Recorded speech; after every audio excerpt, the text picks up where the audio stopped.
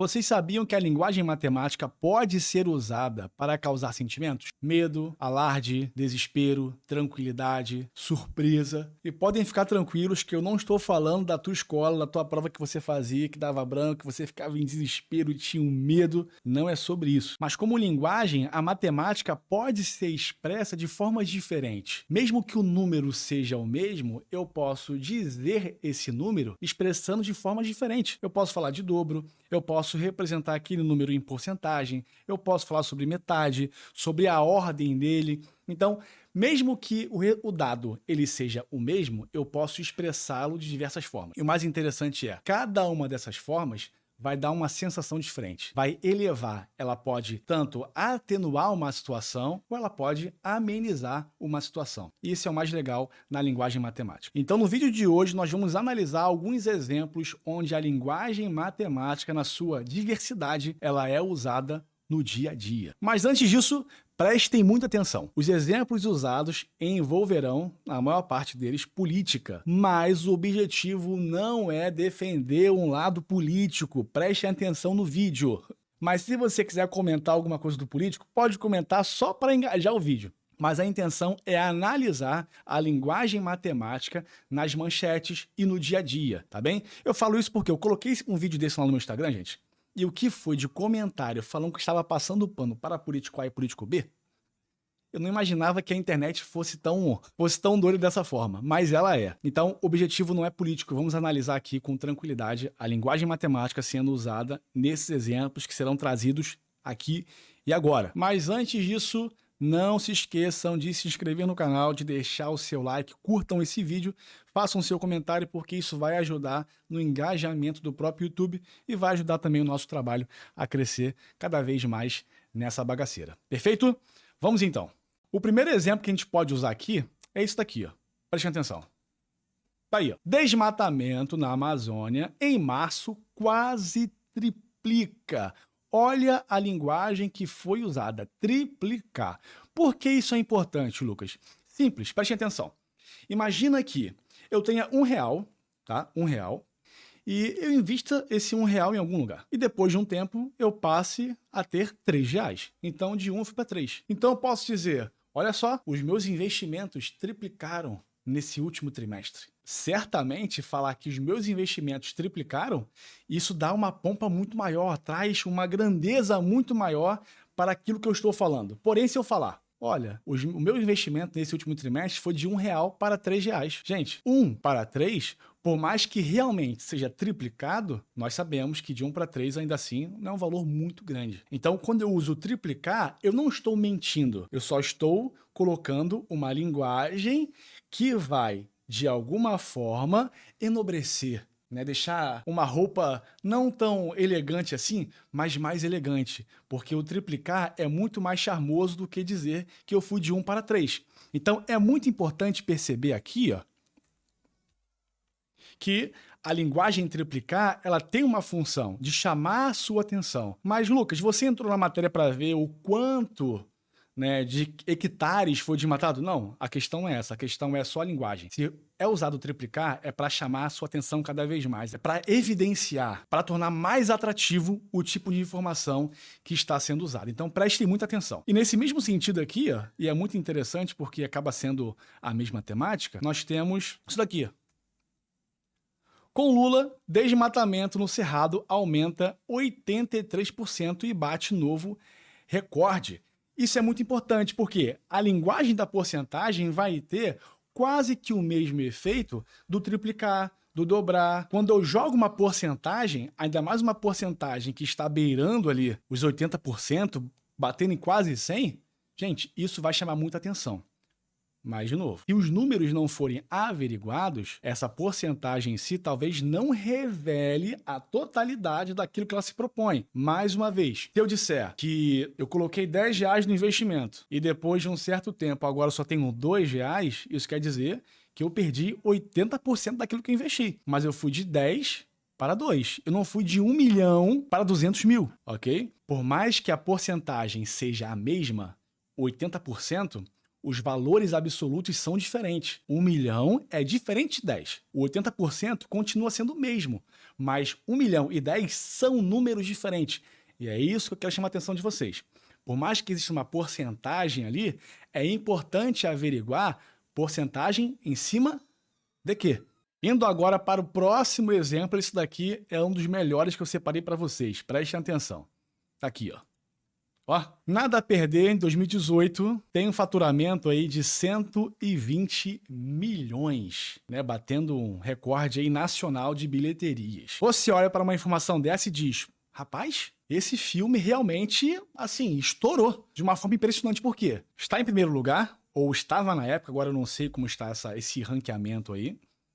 E o faturamento foi absurdo, um dos maiores do cinema nacional. Então, olha como o número ele pode te colocar numa situação de surpresa e, ao mesmo tempo, desconfiança, mas, ao mesmo tempo, se nós não analisarmos o que está por trás dos números, o número em si, ele não vai ser responsável por passar todas as informações, tá? Olha só que interessante, mais uma vez aqui, ó. Tiro aqui, jogo aqui.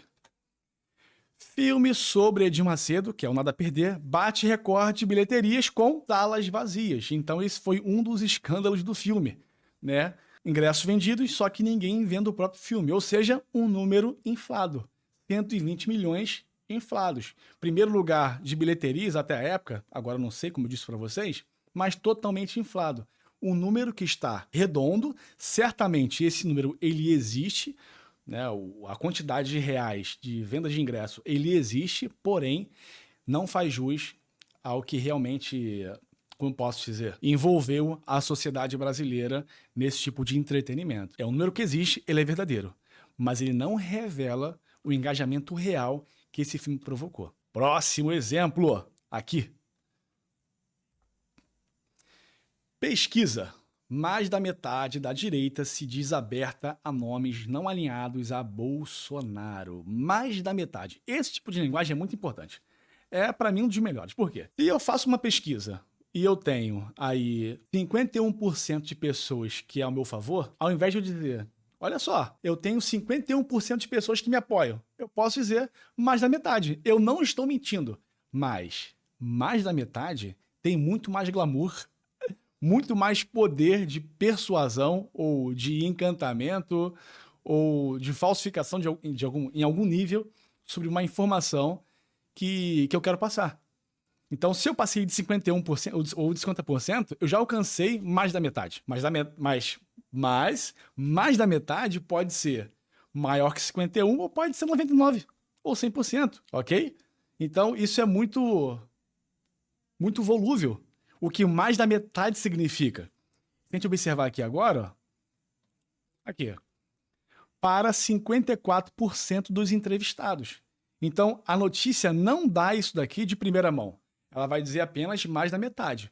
Mas o número real por trás disso, 54%. Mas como ela não disse, eu poderia pensar 80%, 90%, né? Porque é mais da metade. Mais da metade chama muito mais atenção. Então, é importante observar esse tipo de linguagem para que vocês não caiam em informações que sejam falsas.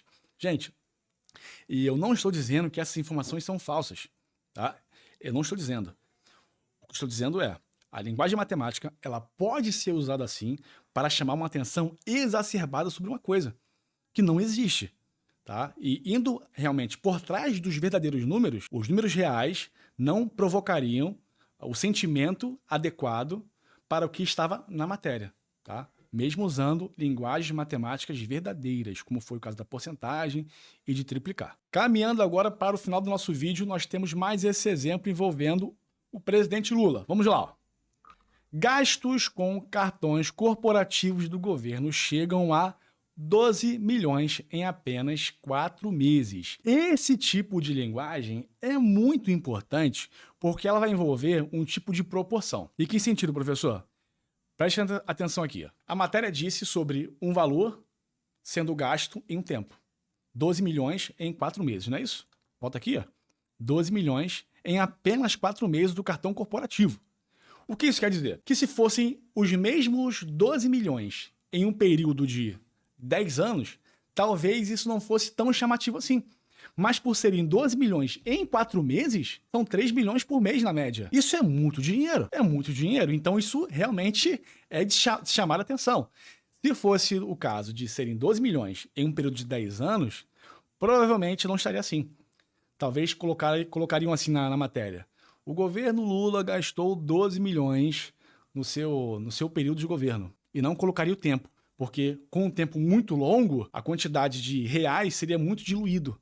E aquele grande montante não seria tão grande assim no decorrer dos próprios meses, né, da quantidade total de meses. Então, quanto menor for o número de meses e maior o gasto, mais alarde, né, matematicamente é viável em matérias jornalísticas. Então, é muito importante esse tipo de coisa. De novo, não estamos aqui para lançar valores morais sobre esse tipo de situação. Não é o objetivo, mas apenas analisar o aspecto matemático da própria informação contida nessas matérias. Fazendo então um breve resumo do nosso vídeo, nós temos sim em diversas áreas da vida comum a linguagem matemática sendo usada para passar diversos tipos de informações e ao mesmo tempo gerando sentimentos para aquele que lê e ouve. Vimos muitos exemplos aqui sobre isso, de dobro, de triplicar, da própria linguagem da porcentagem que pode ser usada assim como uma forma de você ficar estarrecido com algum tipo de informação, mas diante de tudo isso, nós precisamos averiguar o que está por trás dessa linguagem.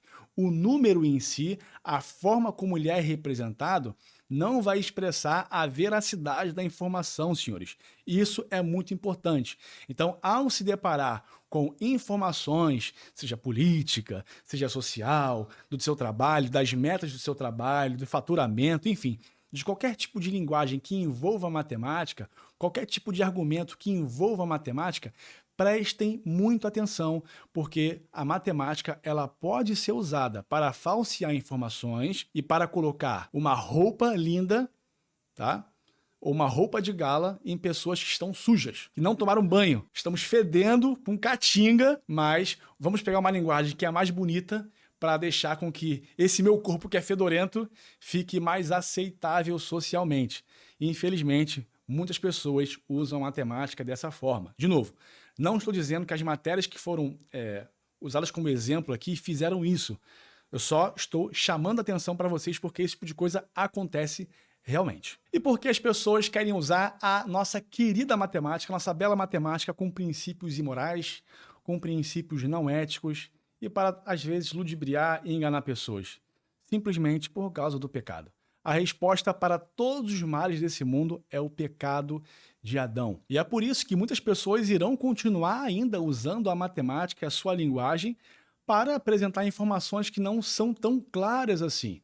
Então, prestem muito atenção. Se você que está me ouvindo aqui agora é um servo de Deus, se você tem Cristo Jesus como seu Senhor e seu Salvador, entenda, nós precisamos usar a matemática de forma que glorifique o nosso Senhor. Se você está no trabalho e você precisa bater a sua meta e apresentar o seu relatório para o seu chefe, não usem linguagens matemáticas que vão falsear ou enfeitar o seu mau desenvolvimento no trabalho. Mas sejam verdadeiros, honestos em tudo. Saibam usar a matemática e a sua linguagem para a glória de Deus. Saibam ressaltar aquilo que precisa ser ressaltado. Saibam diminuir também aquilo que precisa ser diminuído, mas sempre usando uma linguagem que seja adequada para o discurso, sem ter a intenção de enganar aqueles que te ouvem, aqueles que leem aquilo que você publica, enfim. A matemática deve ser usada de forma que honre a Deus, sirva ao nosso próximo e à sociedade em si. E é isso, galera. Espero que vocês tenham gostado desse vídeo. E se você gostou, não deixe mais uma vez de curtir esse vídeo. Pegue o link dele e compartilhe com as pessoas que você entende que precisa ouvir esse tipo de conteúdo para não mais fazer esse tipo de coisa ou para se precaverem para esse tipo de coisa. Perfeito? Vamos lá então. Até mais, hein?